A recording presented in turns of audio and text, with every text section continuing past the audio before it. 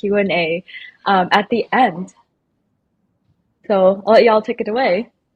All right. Well, thanks so much, Grace. And thank you for the invitation to speak in this collaboration between Design Buddies and Beacon AI. We'd like to talk about what we believe is an important topic because we live in a world that's changing today, a world where really anybody can ship features, right? And ship products super fast. And that's important because it's no longer the differentiator anymore to build fast. What will be the differentiator in the future is actually solving customer problems to build solutions that win your customers, right? Give customers a reason to be delighted, to be retained, and eventually, even in some cases, convert them into paying for your product. So let's jump in. We're going to talk really just about three topics. The first is around your skills, how the evolving skill set for the designers is going to look like to help designers not just survive the next 10, 20 years, but actually thrive. And secondly, we're going to look at some real life stories from Siri, from our own company, Beacon, where we're getting the users to that magical aha moment that really turns them into a believer. And third, we're going to look at some examples using tools such as Beacon to actually enhance your designs on a number of real life scenarios and how you can apply it to your own work. So hope that sounds great. A little bit about us. So yeah, my name is Mohammed, or my nickname is Mo. And I went to Stanford D School back in 2004. This is like before the iPhone even launched. And I ended up at Google as my first job, where I actually worked on the design of the AdWords onboarding flow and eventually became the product lead for Siri. And I'm Laura Escobar. I'm the founding designer here at Beacon. And I also used to be the lead designer for Miami Heat. I wasn't part of the team that was in the court playing the games, but I did ship quite a few tools that are used on a daily basis by the team. So yeah, thank you for being here today with us. Awesome. And yeah, we're going to jump into our first topic here, which is how do we evolve our skill sets as designers, how to future-proof our careers to not just survive, but also thrive in this new landscape. And the way we think about it is we've developed a thesis of a new transition that we believe is going to be happening. We're currently today think of ourselves as creators, right? We live a lot of our lives inside of Figma, moving components around, designing, and then implementing and handing off to engineers. And we believe that there's going to be a transition from creators to curators, where we're going to actually lean into more of our softer skills, our higher level skill sets around judgment, creativity, making decisions, and so on. So we've lined up 5 awesome skill sets that we think are going to be the skill sets of the future. So let's jump into that. The first is around being a great problem solver. And this is super important because problem solving is something that we believe will not change, whether you're living today, you're living 10 years from now, or even 20 years from now. Every company, every business in the world has a problem to solve, right? And the interesting thing about design is that it's really unique compared to, say, a field like coding. Coding, there's a right answer. You can compile it. You can use a compiler to compile your code, and you will get an answer immediately. Unfortunately, for design, it's not as easy as that. But it's also an opportunity to help your team get from ambiguity into clarity. And so how do we do that? Well, we go into context. We talk to our users. We empathize and really understand their unique context and environment. We get to understand the nuances that users want, the market has, the product needs, and frame the right questions to our team to help them get to a very clear problem statement. In other words, going from ambiguity to clarity. Secondly, we're the taste masters, right? There's a reason why we love products and companies like Apple, Pixar, Airbnb, right? Because they have style and they have personality. I think the last thing we all want is a world where AI is just generating the same regurgitated designs over and over. We actually want to hear and look at your own taste, your own personality. And so that's another skill set to nourish and foster.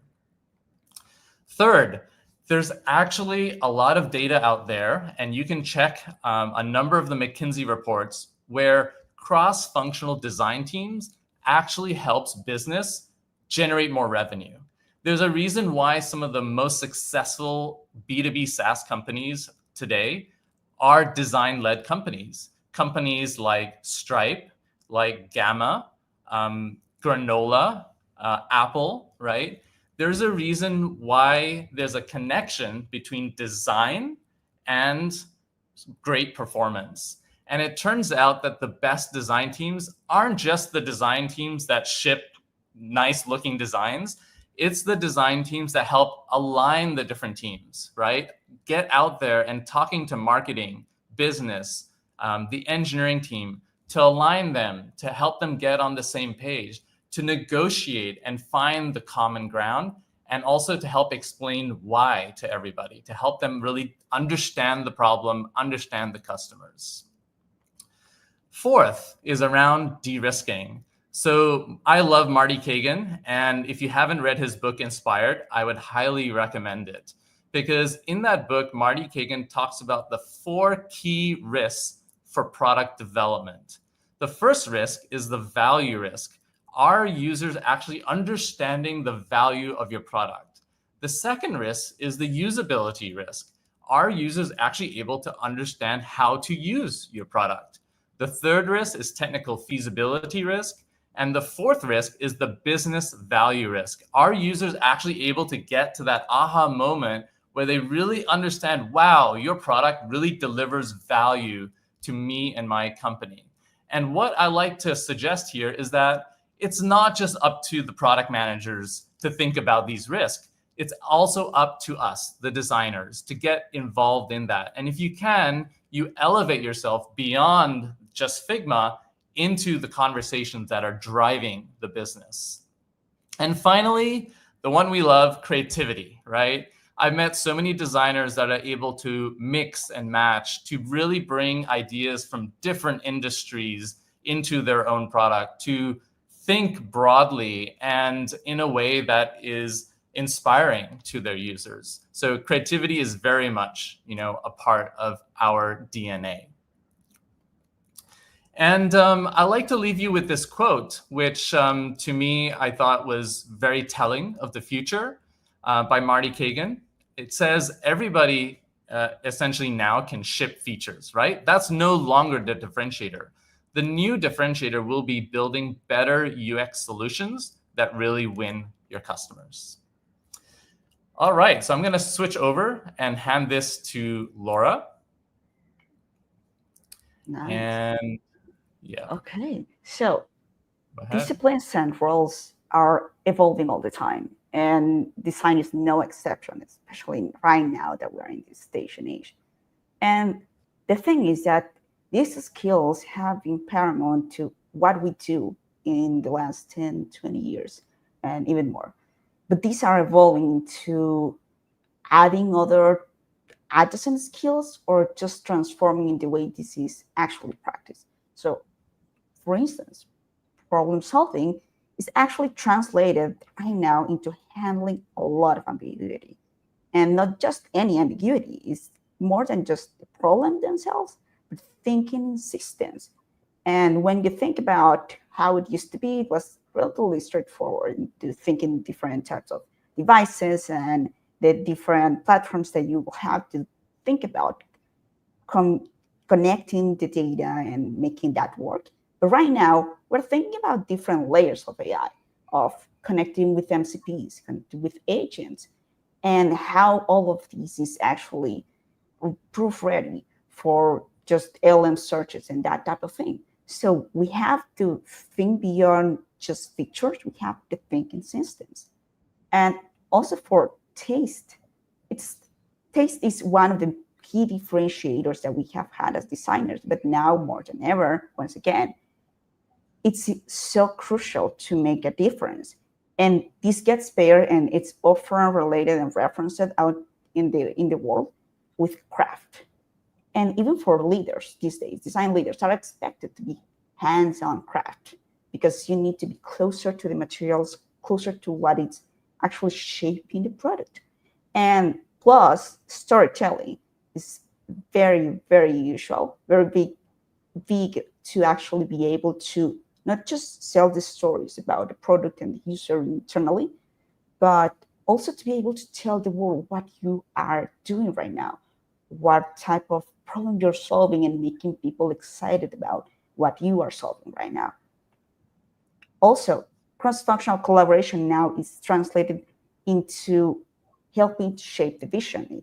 Similar to what Mo said, it's no longer just a job about the product manager coming in, setting up the risk and shaping the vision. It's about us as designer to be able to collaborate more than even us designers among peers, but actually get outside, talk to the other functions, and truly understand what can we do to move the vision forward, because everything is so nascent and problems are so ambiguous right now that everyone needs to be hands on deck and truly help to shape the vision, move it forward, and become even more valuable than just taking a task and executing. The risking is a crucial aspect about design, but now it comes paired with business. And this is something that has been said quite a lot in the last few years. Design is no longer about pixels. Design is no longer about mockups, and that's true. But what this means is that we need to be speaking a different language to be able to feel more comfortable in having conversations that happen way beyond Figma. It's no longer about just the design that you're shaping, the design that you're shipping, but actually talking about how this is going to move the needle and how this is going to create a lasting impact in the business, because good design is good business. And if we're also able to speak to other stakeholders that are not designers, that they don't speak UX jargon, and share with them how good design is good business, then we're having a winning team. And finally, creativity is going to be even more necessary now with AI. But AI fluency is showing up so much into design recruitment these days and becoming a highly requested skill. What does this mean? Is not just to be able to play with the tools and try a new one every single week, but to actually understand their boundaries of what they can do, what they cannot do just yet, and how we can incorporate this into our workflow of every day to solve the specific problems that are suitable to solve. And right now is truly the best time to start exploring and have an open mind, be curious about what can be done, and become the expert on your team. Be the one that other people come in and ask, hey, which tool have you tried later? Is this tool suitable for this problem?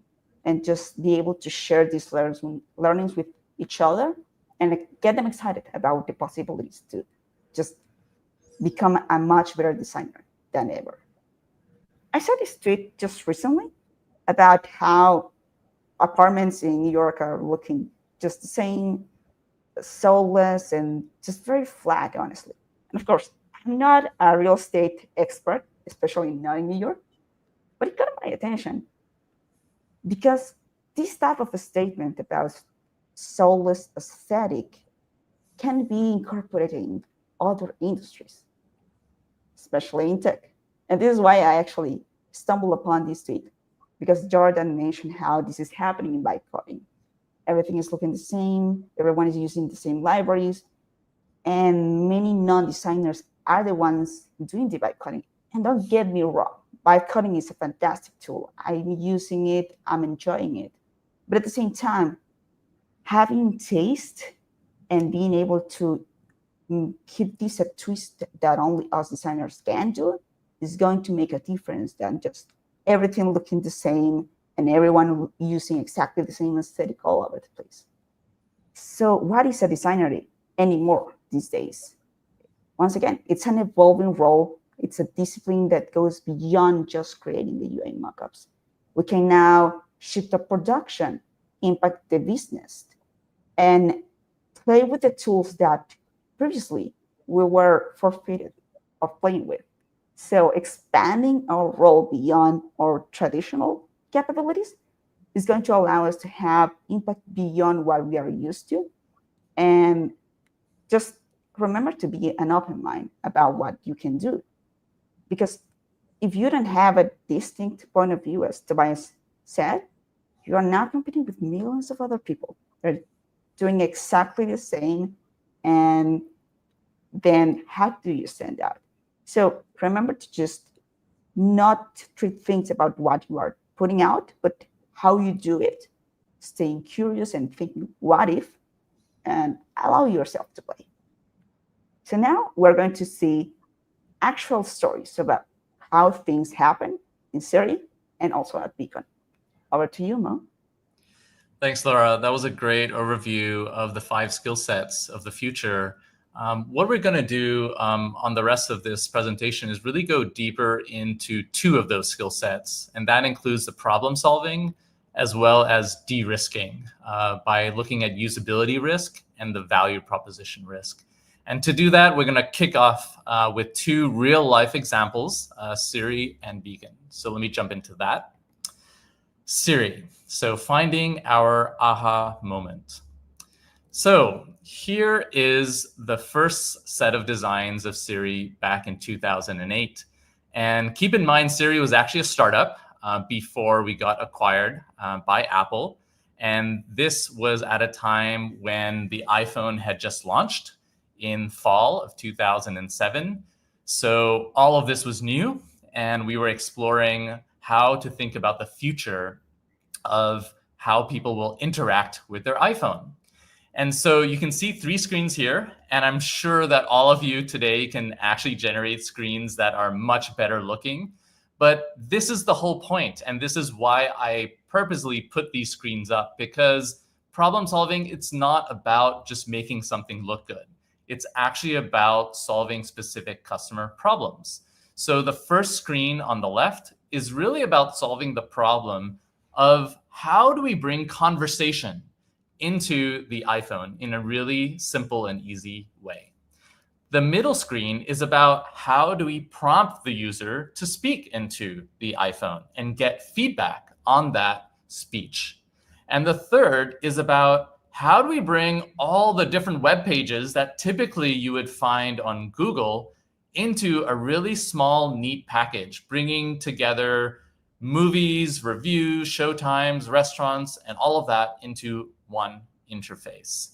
And all of this, sounds great, and it worked great in the office. But here's where the first value of the designer comes in, which is to ask that question, how does this stack up against our customers in the real life environment? So that's what we did. We took Siri out and about on a Friday night with our friends. We were at a restaurant, we went to the bar, the movie, and we wanted to see how did Siri stack up in the real world. And to help us take a look at the most important things, we first of all framed the question for our team. So the important questions that our design team came up with is Siri fast enough, right? Is the user interface using voice better than touch or text? And this was a really important question because we all somehow had this implicit assumption in the whole company that voice was going to be better. But this is where designers come in and say, wait, hold on a moment. Is that really true? Are we really testing our assumptions in real life? Third, as I mentioned, this was a year after the iPhone launched for the very first time. So we had to ask the fundamental question, what are the goals that users actually want to achieve on their iPhone? And finally, is Siri actually able to give you better quality results than Google? Remember, this is a time where Google was king, right? Google was the default interface to finding answers. So was Siri really going to be able to get better results? So helping frame these questions really set the stage for us to look out for the answers that were relevant to our business. And the answers came in. And it turned out that, yep, Siri was just way too slow. And it was a big decision actually at the company to build Siri as a web app because it was more technically feasible. But the cost of it was that users said, hey, look, it takes me 60 seconds to get that movie. By that time, my friends are already deciding where they are going to go watch that movie. So a really different environment that Siri is operating in. No longer are you in front of your desktop. You're actually with your friends, and speed matters even more. So amazing finding to get right from the beginning. Secondly, it turns out that actually voice, even though it demos really well, even though it captures our imagination, isn't always preferred when you're out and about. So when users try to speak, sometimes Siri would understand their voice and turn it into text accurately. And sometimes it didn't work. It wasn't accurate at all. Third, it turned out that Siri actually didn't get the final task done for me. So users noted that Siri gave me all these cool restaurants and movies, but what they really needed to do was make a reservation for that restaurant. They needed to purchase that movie ticket to actually get the job done. And finally, Siri wasn't able to actually get the user the best and the right answer. We focused on trying to show more results, right? We showed them 10 good results. Very much like Google. Google has a chance to show 8 results on a page, but none of those results was the result that the user actually wanted. So through a lot of iteration, a couple of years passed, and we came out with the actual final release while we were at Apple that looked something like this. It looked a lot better. And we were able to really address those core questions, those core risks to make our product better. So yes, at the end of the day, we made Siri faster than Google, largely because you can actually integrate it into iOS and tap on the home screen. So it's super accessible. We even built this new tap to edit feature. So if it got the text, the speech to text wrong, you can actually tap on it and edit the text. Siri also gets it done on your behalf. So we integrated OpenTable. So in one tap, you can actually make a reservation for your entire friends, all right then without having to worry about getting on a call with an operator and going through that mess. And finally, we were obsessed with AI accuracy. And so we were able to deliver the right answer every time, whether you ask for weather or restaurants or movies. And so you can see here that doing the design process, having the design team really de-risk a lot of these questions early on really allowed us to focus on what truly matters, what truly allowed our product to differentiate and to stand out. And if you like to actually see a real life demo of Scott Forstall, I'd love to show it to you right here. So we can actually see Scott Forstall demoing Siri for the very first time to the entire world. Check it out. Really excited to show you Siri. You can get to Siri at any time just by holding down the home button for a couple seconds, and then Siri's listening to you. So let's go ahead and ask Siri about the weather. What is the weather like today? Here's the forecast for today. It is that easy.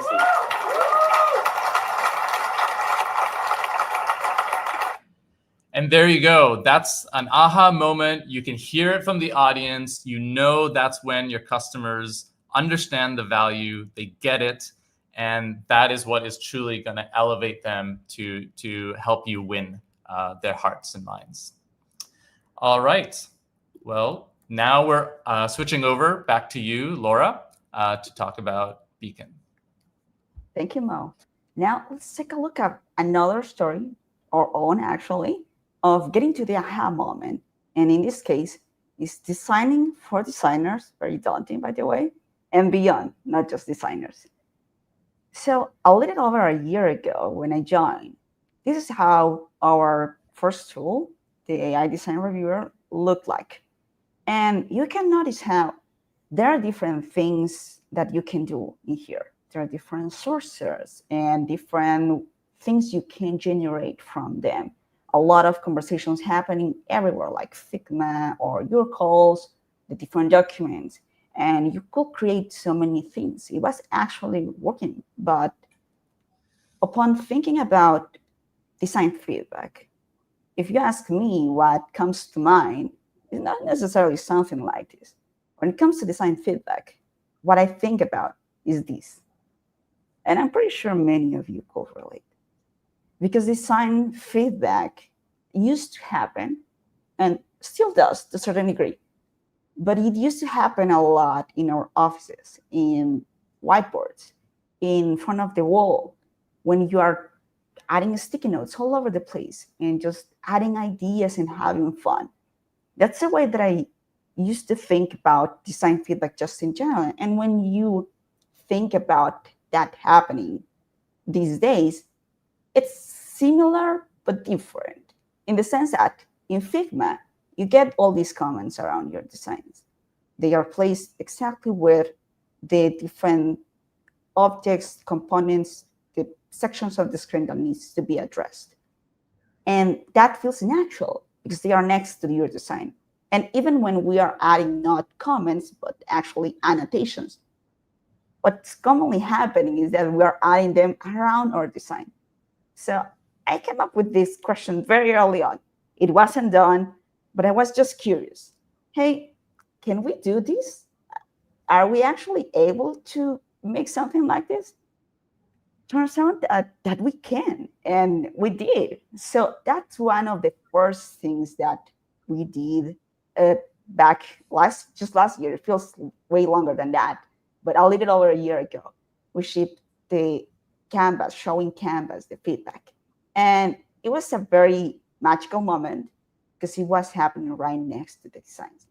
And when we were in just calls and having interviews with users, when they saw that moment specifically of adding the feedback next to their canvas and the design, it was magical because similar to me, I was wondering, is this even possible? It's just that little detail of having the feedback next to your design make all the difference than just having it in the plugin. So that came the very first lesson of what I'm going to present 3 different lessons of being at Beacon. And it's that we need to meet people where they are. And in this case, as designers, we are in different environments, but we are starting with Figma in this case. And so the feedback needs to be closer to the material of what we are building. Next, I want to ask, how many times do you reflect on how good is the feedback that you are giving or you're receiving? I'm pretty sure that we are all guilty of this, the typical sandwich design feedback. I love these, but here's this some little detail. If you can just move these a little to the left, but also great, good job. Everything's going great. It's very confusing, right? And so when we think about design feedback, it's not as easy to decompose and understand what makes a really great design feedback. So I want to present the anatomy of a design feedback. We have gone through this humble card quite many times, and we are finally arriving at what we feel is the right mix of ingredients to make a really good design feedback. And it all starts at the very beginning. You get a title of actionable, concise, and specific feedback. This has gone through so many iterations. We have tried adding multiple types of feedback or making it a little bit longer or adding some casual tones. And it all comes down to these 3 points. Believe me, these are the ones that have resonated the most. And it just makes you, as soon as you read that, makes you go, okay, I know exactly what to change. And that's exactly what we wanted to achieve.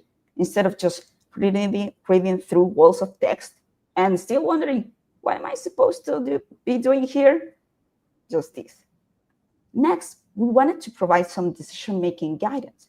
And this can look like just surfacing different types of UX laws that you can try to understand why this problem is happening or why this action is needed.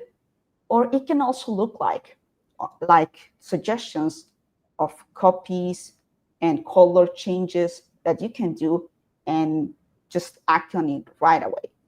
Finally, if you are curious and you want to dig deeper on why this decision is worth it, then we can add a clear rationale and just understand why this is a problem, which is something that, if you ask me, during a conversation of design feedback with another designer, a human designer, I will expect this to be happening because I don't want to be directed on do this or do that, but rather here's why this matters. And we're also providing a source so that you can dig deeper and learn in the process. So lesson number 2, quality feedback equals trust.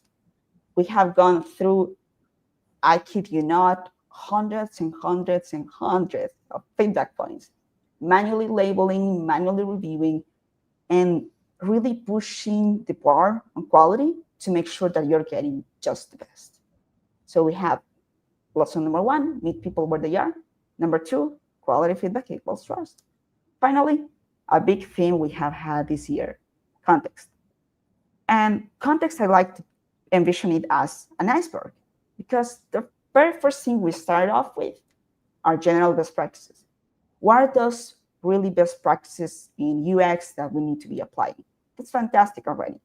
But the most natural thing to ask next is, okay, but I want to make it my own in the product, in the company, the branding and such. So that's why we also included in the first steps, we're taking this direction of adding the tone and voice of your brand or adding the branding guidelines. We're working on exciting things like design systems and just trying to think about what are those elements that are unique to your company or your product that you need to leverage to get much better feedback in the process. And finally, how can we make this even more special and unique for you? By helping you with the problem that you are solving right now. And that's why we recently shipped the problem to solve feature in which you can give us the specific problem that you need to solve, and we are going to give you even better feedback. During tests and experiments, we found that just this key piece of context makes all the difference to go from general feedback to actual specific feedback relevant to the context in which you are right now and the problem you're solving.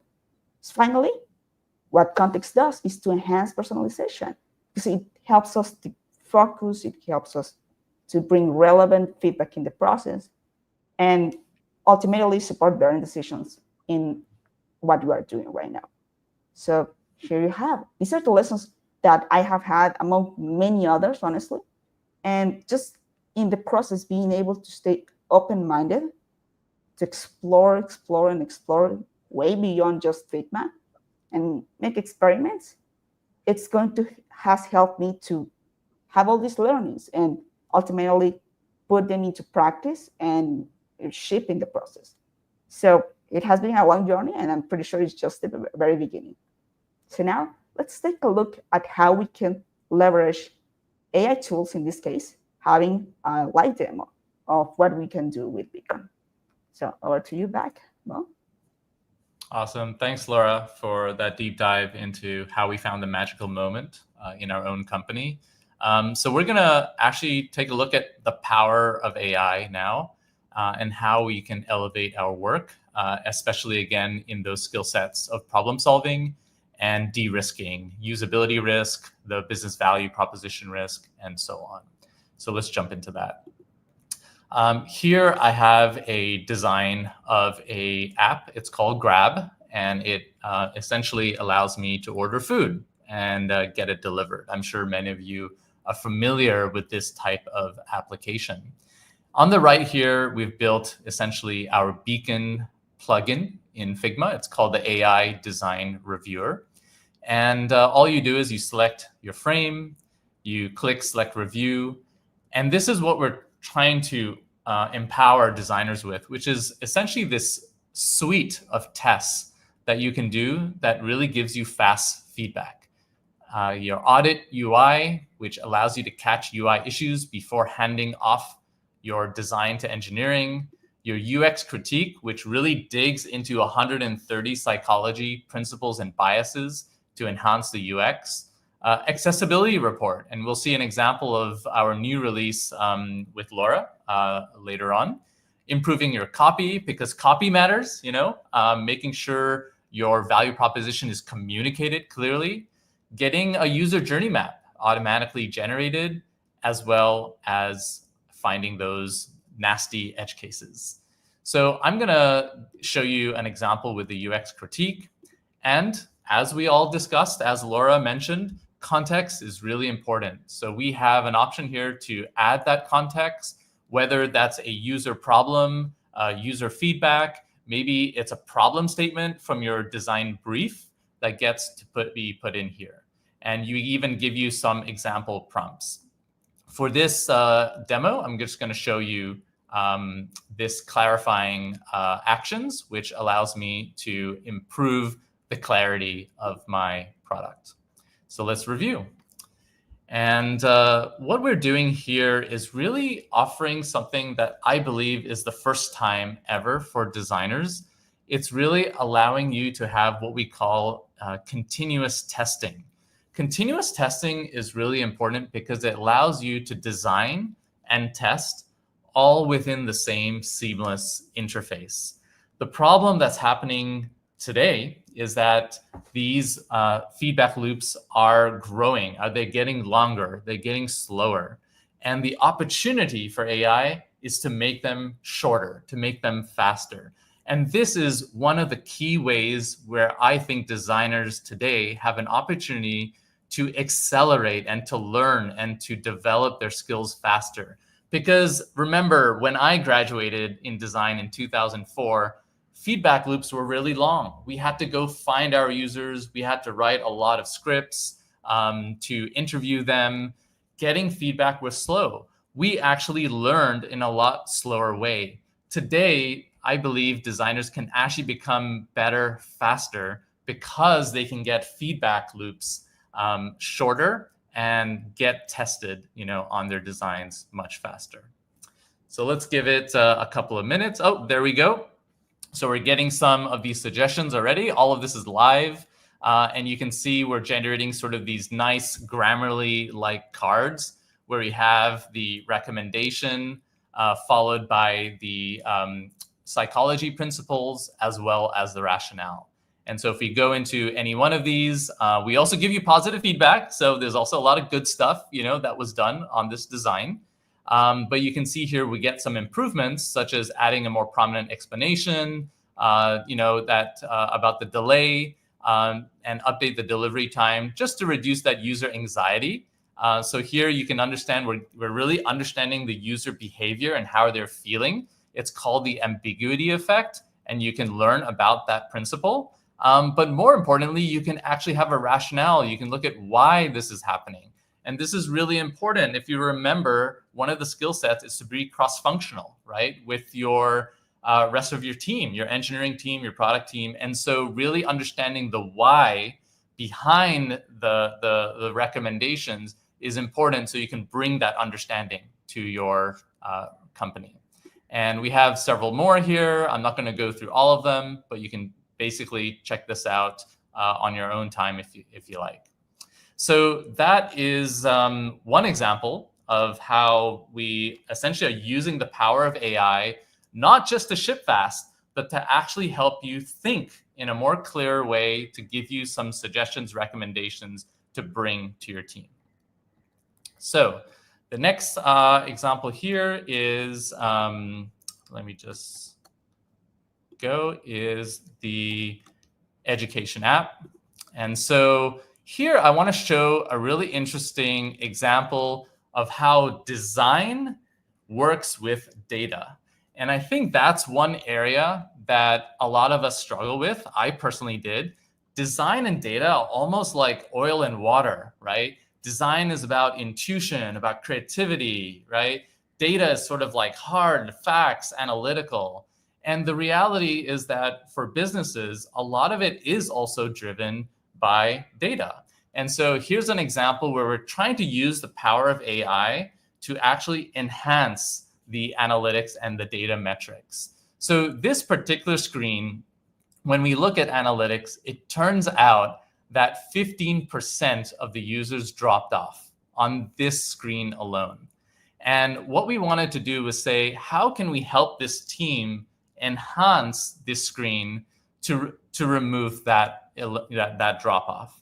And so when we did our analysis, we actually copied and pasted a screenshot of the analytics flow where it showed that there was a 15% drop off.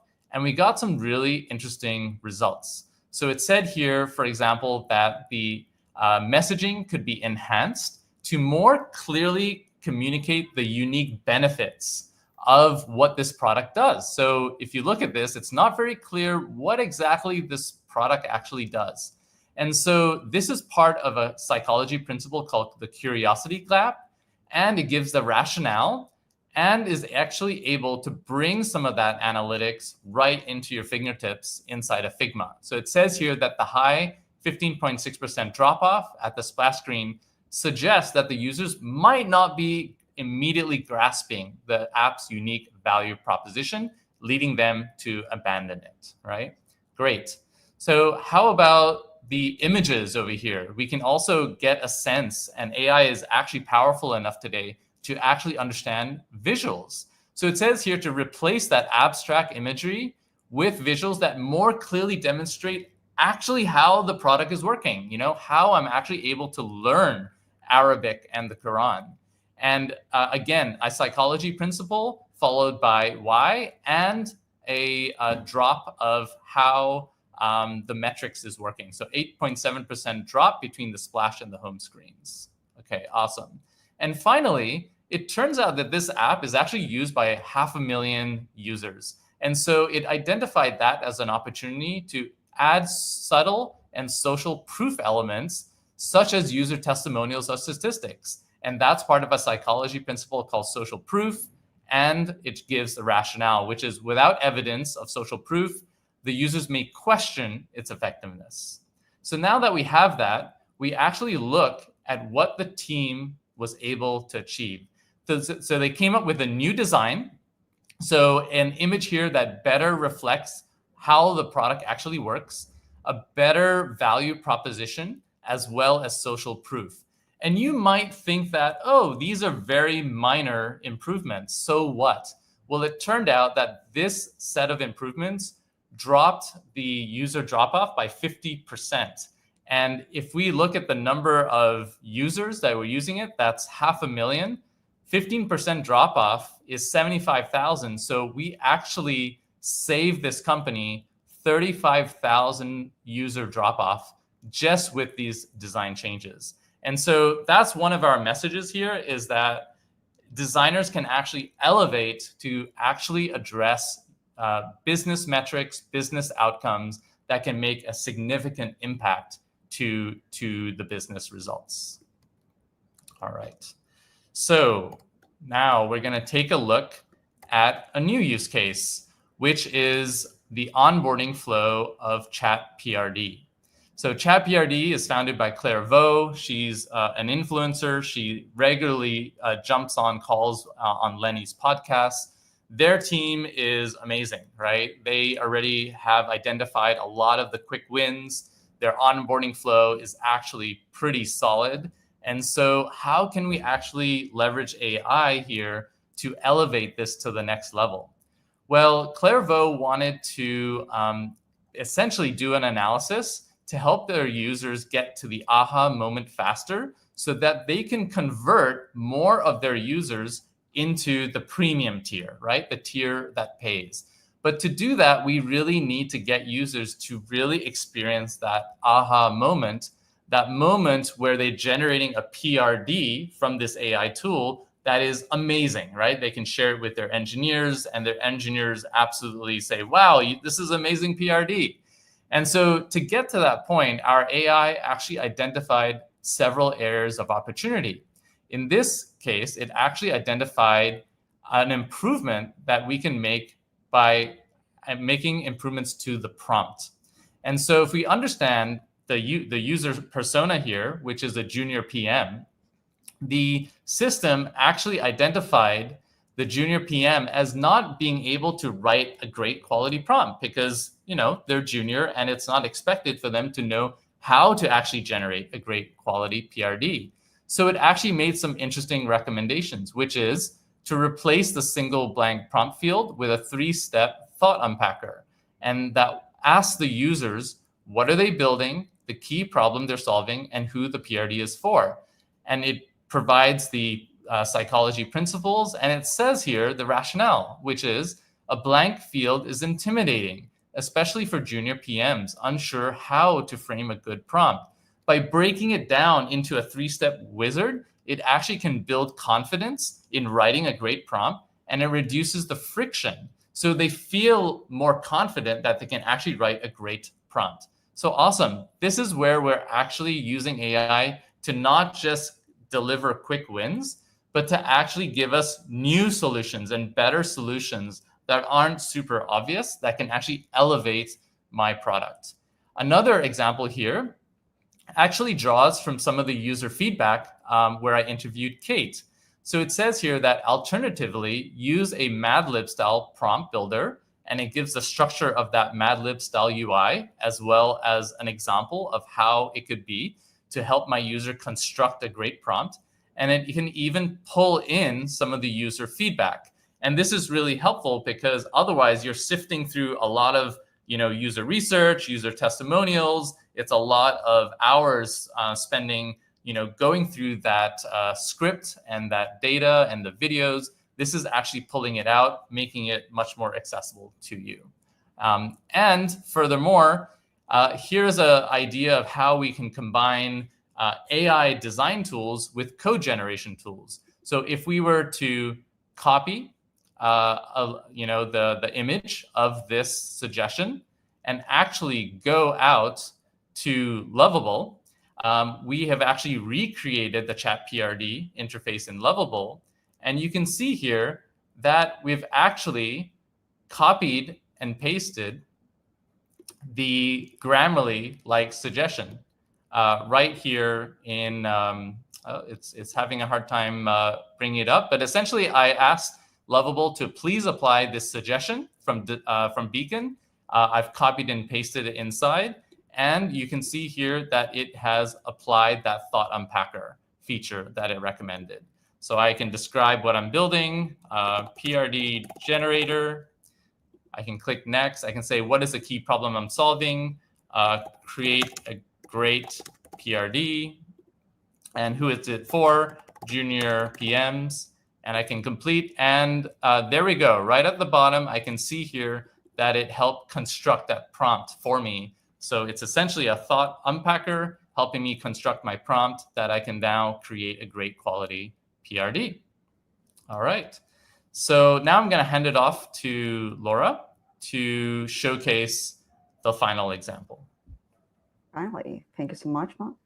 And I will be sharing very quickly 2 other examples. If I switch over to this page, then we can see that we have first one screen here, and then we have an onboarding flow.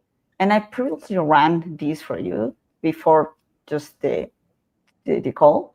And I ran 2 sets of flexibility. I wanted to show you how it looks like. It's a different output. And then looking at if it's possible or not to generate a user journey mapping. And first, for accessibility, it's very interesting because we're no longer, and this has happened very recently, we're no longer just showing you the actual issues that are happening, in this case, in If we inspect the design, you can see why this is an issue and what type of issue this is. In this case, we're talking about the target size. We can also look at typography size and color contrast. But now, more exactly, we are showing you a report right in the plugin of all the issues that you can find in here. And if you can inspect specifically all of these issues so that you can prioritize what are the most important issues to solve.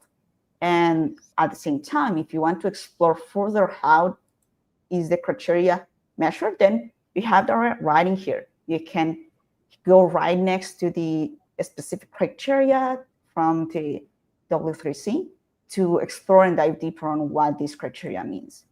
And I also ran this same type of review in the other screen, and we can see, if I zoom out, this is the screen that we reviewed.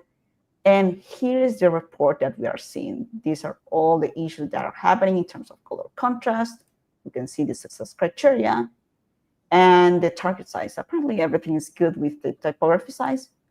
And also, if you want to generate the alt text, we are handling that for you. So you can take a look at the images or generating the alt text. You can just copy this and share it with the developers. And finally, if you want to do a user journey mapping and just get a sense of how the users might react to one user flow, then you can do so. In this case, we are looking at an onboarding screen once again, and we get an overview with different areas like the strengths, the main user needs, and probably the most exciting part for me is actually understanding what are the critical success factors. So it's divided into different themes, and we can literally use these in conversations with the rest of the team to identify early on, like in the brainstorming phase, what are the key opportunities for us to tackle and just start conversations. And it's also divided, if you want to go more granular into the feedback, we can look at the different phases, like in this case, the introduction, divided into actions, the drill of feelings, thoughts, and everything related to a user journey mapping. And we can also look that it's also taking in consideration the authentication. So different types of points. It's no longer about feedback per se. It's about giving you ideas of where are the opportunities and what are the pain points that might be going on. Of course, this is not to replace traditional user research, but to get you just a head start on what are the potential opportunities, what are the potential pain points, so that you can just cross your T's and dot your I's before going into actual conversations with real users. So these are just two other examples of what you can do with the AI Design Reviewer. And then now we can just jump into the Q&A. So ready to hear from all of you and what we can answer from all this exciting conversation. Awesome. That was great. Thanks so much for sharing. I love your case study, especially about Siri. And I feel like there's a lot of like overlaps with the Beacon AI today too, giving people suggestions and stuff. So I know we're almost at time, but just a quick check. Do you guys have a couple more minutes to stay a little bit over time for more questions? Absolutely. Yes, for sure. Okay, awesome. For those of y'all still watching, let me know there's like 100 people on LinkedIn. Let me know like what questions you have in the comments.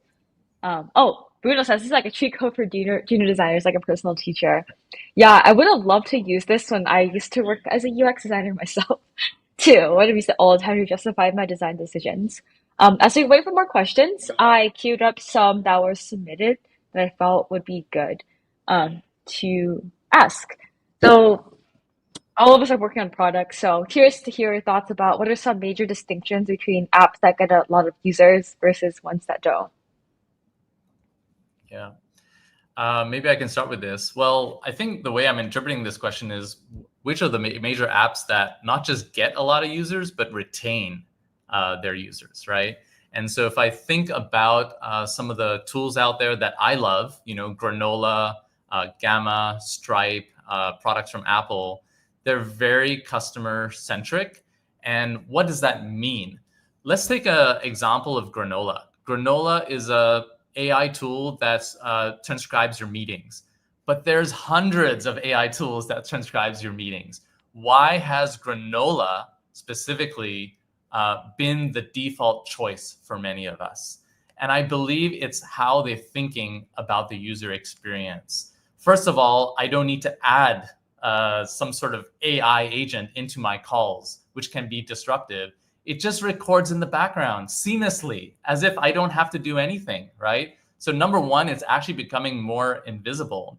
Number two, it actually prompts me. So every time there's a meeting comes up, it's like, hey, would you like to use, Granola? So it prompts me at the moment where I need it. If you remember, Laura spoke about meeting users where they are. It's also about meeting users at the moment that they need you, right? So there are many examples like this that Granola has put together. I can also, use different templates for the meeting notes. It's a combination of a user experience that truly is delightful. It is my first choice AI tool, not necessarily because they're the most well-funded or, they have the best name, but because they have the best user experience. And I think that's a huge factor for the new AI companies today and how they're going to stand out. Yeah, I love Granola. I use it for all my meetings too because it doesn't like add someone to the call. Yeah. Yeah. Some questions in the chat. I guess Bruno asks, where do you think this fits into the vibe coding tools people are using? I guess like can people make like vibe code using Bolt like a product, use Beacon to get feedback, plug it into Bolt again and like build it over? Or like where do you think it all fits? Yeah, I think vibe coding is great for shipping fast, right? Getting something out there fast. There is a lot of value in that alone because as I was mentioning, by closing the feedback loops, by shortening the feedback loops, you can actually learn faster. So there's a lot of benefit. But vibe coding by itself doesn't answer the question, what should I build, right? And so that's where we're coming in and saying, hey, we're helping you get some ideas on what you can build, just like we gave an idea of that thought unpacker for Chat PRD. And so the combination of vibe coding plus a tool like Beacon, where you're sort of vibe testing, I think is the most powerful because you can ship fast, you can get your fast feedback loop, but you can also get some ideas on what should I actually do? What is the right direction that can actually truly deliver a better experience for my customers? Yeah, great question. I love it. Vibe testing. It's great. Speaking of vibe coding, vibe testing, where do you think all this AI tooling is leading us? Like, where do you see the world of design AI in next 6 months, next year? Okay. That's a very spicy Go ahead, question. Laura. Yeah, I think it's similar to what I mentioned earlier. It's expanding the role, honestly. It's kind of coloring outside of the lines and thinking about what is a designer going to be in the future. Because we typically think about design in some visual sense, but honestly, everything around us, if you think for a moment, is design. It was purposefully designed by someone. And even experiences that are not necessarily physically, but by voice or some other type of input. And if we leverage all of these tools, then we can build the actual products that are getting shipped and make an impact way beyond our wildest dreams that we had 10 years ago or so. So it's exciting. It's probably going to require a lot of experimentation, a lot of playing. But if you ask me, that's also the fun part. So it's a very exciting feature if you ask me. Yeah. And I'll just add on to that I think we're at a juncture where we can decide where AI tooling will lead us, either to a world where we're generating output, as in we're just shipping more and more, products out there. But is that what we really want? Or outcomes, which is actually generating products that we love, right? More granolas, like that's what we want to see. And so I think we all have the chance to shape the future. And that is why Laura and I are building what we're building to help nudge all of us to move into a world of driving more outcomes and better products like granola. Yeah, I love that. We can all take part in this. And Thomas says, I think AI will create more work for human workers because the ability to create things is being simplified. Yeah, it's a really positive outlook. I like that. No, I love AI. I use it a lot too. So there's Rachel asked a lot of questions. I think some of the questions are really great.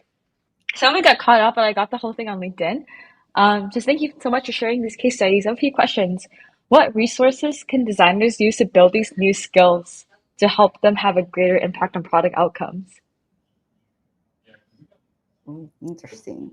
So I think one of the main mindset changes that need to happen is about resources outside of the traditional design sense. Like no longer just looking at mobbing. Mobbing is fantastic. I've used it almost every day.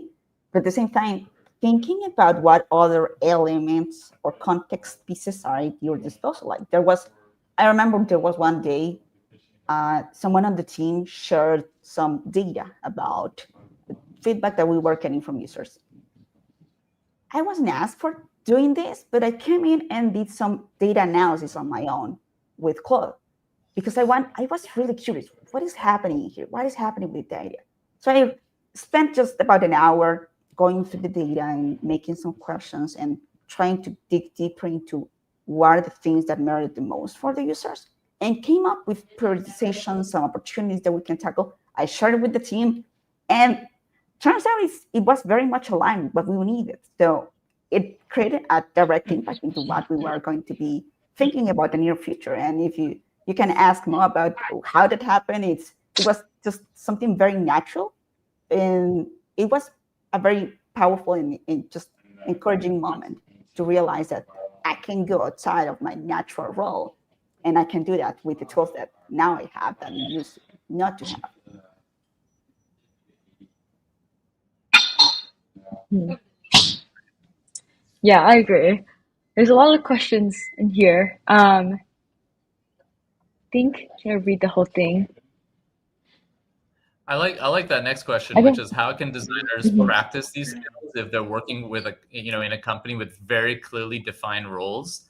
And I think that's a really important point here, because in the past, up until now, we've been put in boxes, right? I'm a designer, I'm an engineer, I'm a product manager. And what I think is happening as we move from creators to curators is that we're blending. We're designer engineers. Laura actually is a designer product manager. And so by all means, do the work that the company needs you to do, but find opportunities to go beyond. Talk to your product manager, talk to your marketing person or your engineer, see if you can take on a project, just on your own time. At Google, we had a thing called a 20% time, where we did, our own fun project, right? On 20% extra time. Try to find your 20% project and see if you can go beyond that box and start bleeding into the product roles, the marketing roles, the engineering roles, and become a more holistic designer, so that you can essentially be that full stack designer that can design, build, and iterate all within one person. Yeah, I agree. Don't limit yourself to your job title. You don't have to just stick to making screens. You can get more involved in the technical side, the business side, build your own company on the side projects and things like that. As well. Kind of the last question she asked, it was getting cut off on the screen. So I think it's interesting. Can you mention short feedback loops? She asked, do you think that shorter feedback loops and shorter timelines impact the quality of the feedback or its evaluation compared to earlier in your career? Yeah, I mean, I think this is where junior designers, sorry, Laura, but this is where junior designers actually have an advantage than I did. Because when I started in design in 2004, the feedback loops were long. I had to go out on a 30-minute drive to meet my user, right? I didn't have the video calls. I didn't have the AI tools back then. And that was my one piece of feedback. It took me an hour to get it. You can get feedback in minutes now, right? With tools like Beacon and others, and even doing video calls with users. I'm not saying you shouldn't talk to users, but think of how you can shorten your feedback loops. Think of how you can learn faster, and you can actually get, to a state where you're more confident, you're actually delivering designs. You've seen more, right? You've kind of trained your own internal LLM, right? And so you can actually become that better, confident designer much faster in today's world, I believe. Yeah. Yeah, and similarly, back in the day when we had to go into the office every single day, I will have to literally wait for the client to arrive, back when I was working at an agency, to arrive at the office to get me the feedback. I will beg the product manager, can you please get me the feedback? I need this to move faster, but I couldn't. It was a limitation, but nowadays we can get feedback or similar adjacent reliable feedback to just keep moving forward. And we have been hearing from many other teams that what used to look like a 2-week sprint is now turning into a single day of going from idea, iteration, to shipping. It's insane. And that's possible not just because of the tools, but because these tools are empowering us to build faster.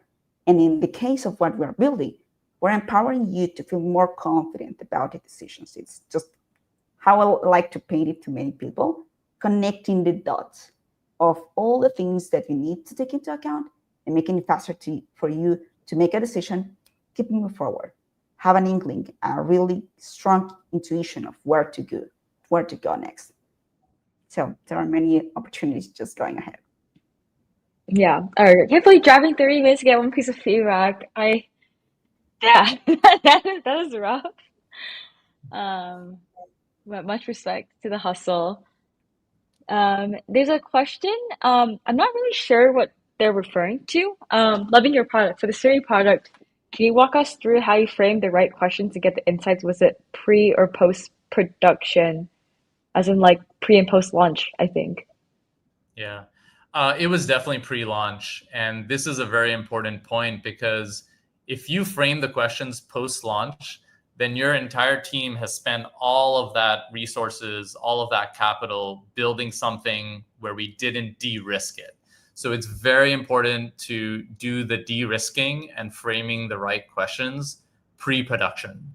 Honestly, as soon as possible, as soon as you have some sort of prototype and you can get a sense of where the problems really are, what are the key things that are important to your product being delightful. It really also takes practice. Design, it's hard. As I mentioned, there's no one right answer. It's ambiguous. You all are working in a space where there isn't a clear answer, but all the more reason for the value that you bring to bring clarity. And yeah, my suggestion is bring clarity as soon as possible, pre-production, right at the beginning. Mm-hmm. Yeah, I agree. You don't want to launch something and like mess up too much and try to like remove all the risk as possible too. Um, Next question is how to start improve process in a team if you have a chaotic team, like working together, don't have any like processes, like how to like, I guess like trying to incorporate like a healthy culture of feedback and iterating as a team. Yeah, that's a tough one because every single team works differently, and I have lived that and going through different teams in the past. First of all, let's have that clear mentality that there's no perfect workflow. Back in the day, I tried to chase that idea of a perfect process. I studied all the processes out there and trying to understand how are the big teams doing it. But just growing is realizing that number one, there's no perfect workflow. And number two, you have to adapt to the culture, to the mentality that each team has. So I will suggest just similar to what you do when you go and do a design audit, a design system audit, try to identify the patterns.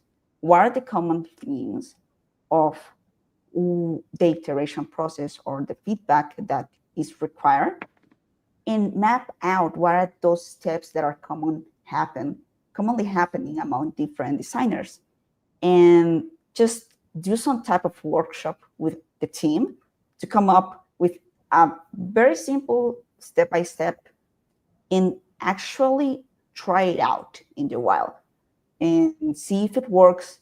I treat it similarly to as a product, and I tried on it fine-tune it, and especially ask feedback for non-designers. Several times, other designers tend to forget that many of the people that we're interacting with in the process are not designers. So ask them, ask the engineers, is this working for you? Like one of the things that worked for me a lot is actually getting the engineers involved very early on, before I added a single pixel on Figma, and just showing them some concepts that I found online on CodePen, and having some conversations about, is this part possible? Is this working with the library? What is the library that you're using? So having those conversations early on helped me a lot.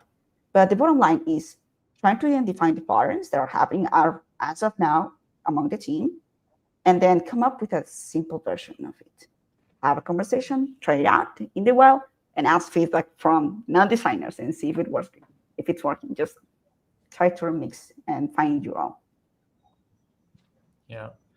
At Google, we had this term called controlled chaos, which in my mind is actually sort of a very nice sweet spot process. And it really starts with understanding the problem first, right? So get that strategy document from your PM. Sit down with your CEO to understand what are the metrics and the key business levers that they need to drive. Understand from them what their understanding of the problem is, and if it's required, reframe and help them clarify that problem. Once you have clarified that problem and are confident that you have a problem that is the right problem, then you can go through the messy cycle of iteration, right? Collecting user feedback, delivering a prototype, getting user feedback, delivering a prototype. And that's sort of the messy process. And I think that's totally fine to be messy. Put it all up in a Fig Jam, right? Put it in a Miro, put all the feedback, make some sense out of it. But I think it's really embracing both structure, but also a little bit of that chaos. Yeah, I agree. But kind of like understanding how your team thinks and working around that as well and communicating. Yeah. Next question is, can Beacon do cosmetics as visual design critiques? Laura, I you feel want like to it's take like very, Yeah, for sure. Yeah, it's in fact the very first use case that we created. The UI audit is the most use case we have as of now. It has been the king for quite a long time. And we're constantly thinking about ways that it can be better. But it just boils down to giving you feedback about topography, color, the layout itself. And we're constantly improving the quality of it. So to answer the question, yes, of course, it can. And it's just one step in the feedback process that you can do with Beacon. yeah, definitely try it out yourself. I saw in the comments like some people try to search it. I think it's like beta.designpro.ai. I'll send it over to all of y'all via email so you can try it out yourself. It's also free to use, and I love it. I definitely use this to like vibe check or vibe user test, vibe feedback all my designs too. Yeah. Um, Grace, I think we need to invent a new vibe language here, whether it's vibe testing or whatnot. Maybe I'll leave that up to you to decide. yeah, it's like vibe building. I feel like there's like vibe marketing, vibe designing, vibe coding, vibe everything. I love it though. I've been Following the using vibe since vibes. I was a kid. Yeah, Yeah. yeah. And I know What some would people y'all vibe?